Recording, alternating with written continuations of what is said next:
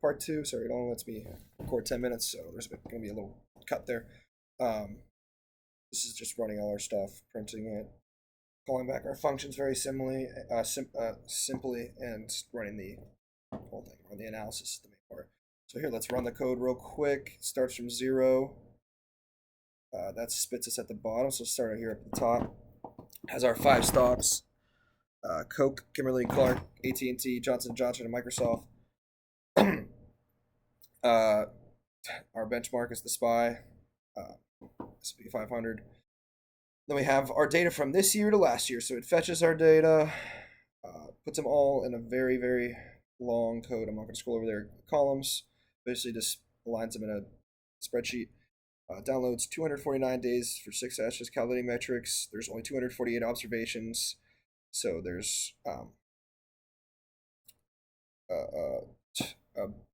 one day that they changed out and a low correlation between them, so they had to change that.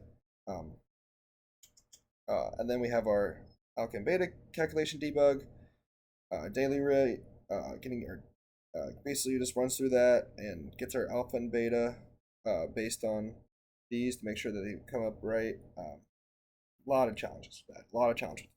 Here's the main thing that came up that told me, like, these stocks are gonna give me problems, or is actually a good portfolio or not. Basic portfolio composition, 20% each, nice equal pie chart. Our cumulative returns over the course of a year from $1 invested. So we have the benchmark, which is the SPY, which is a big difference here between mine and the SPYs, but it's a little bit of data problems and stuff. Kind of lines up more over here, whatnot. Big gap. I'm guessing one thing I could have changed was add a stock split, or maybe looked for a little more data cleaning, because there might have been some more errors in there. I'm guessing is where this all comes from. Then we have our risk return profile. I mean, these 3 are much more safe compared to these 2, which was kind of the idea. I had some more like safety, defense stocks, whereas I had Microsoft was kind of my big leading, like, volatility stock. Obviously 25% is huge for the stock. And our big one is correlation metric. So a lot of these are consumer defense goods and whatnot. AT&T is a service, Johnson & Johnson, health, and then Microsoft is tech. So I mean, the correlation matrix, one basically being the max. Obviously they're going to have a maximum with only yourself, which is why that's down the middle. And then here on the right side and down the left side, we have Microsoft as being a tech stock, being completely different from all of these, and its volatility being the main thing that sets it apart. Obviously, it's going to have a very low correlation, which sets it apart and gives it good diversification for the portfolio. So that provides a great lower overall portfolio volatility and a better Sharpe ratio, which is a good thing. And these all have, like, I'm guessing, higher compared to this in the overall correlation matrix. Like Kimberly and Clark and Coca-Cola are both consumer defense goods, so they are going to have a pretty high correlation, and these ones are a little bit different, but I'm guessing compared to the overall, these ones are kind of similar, but it's not horrible. It's just like weird correlation, and that's why I think that affected the beta so much, is because that's the main thing that deals with covariation in its formula. All right, 2 minutes. So here I had annual return is 20%, 24%. That's a lot under the benchmark, but it's pretty solid.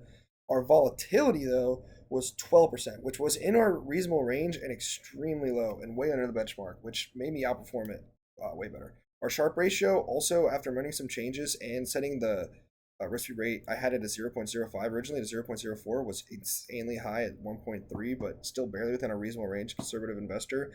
And this was right at the border of our max drawdown, 8%, which made sense.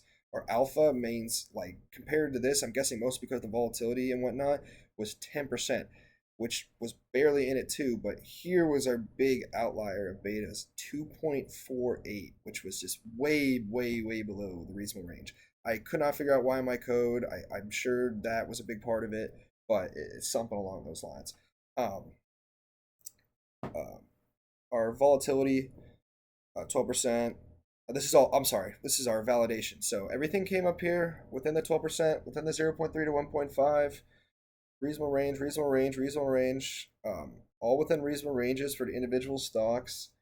Implied correlation with the benchmark was 0.04, and our made sense with our diversification. Then we have our warnings, which I didn't even notice the max drawdown at first, but it was just a little bit low compared to the 8% and whatnot. Um, and then we have our beta of 2.45, which is obviously way below 0.5, even like as an expansive with conservative, like that's a lot. We underperformed the portfolio, but that's mostly just because of our returns. Like our risk was way lower. Excellent portfolio with a Sharpe ratio. Like that's a great portfolio.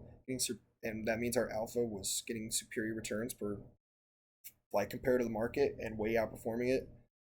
And obviously it says it's defensive. You know that's true. It was super defensive, but I the main thing I did was I ran a separate piece of code just to calculate this for myself, and I don't think this is entirely correct. You know what? I'll save that for another time. It basically was just individually calculating the beta. The beta came up as 0.5 on its own. So I think there were some main problems there, but give me a little best performer, worst performer. Kimberly Clark was 0.07 compared to AT&T. Maybe invest a little bit less than that. Maybe change my weights up a little bit would be a great. Um, and yeah, that is session 5.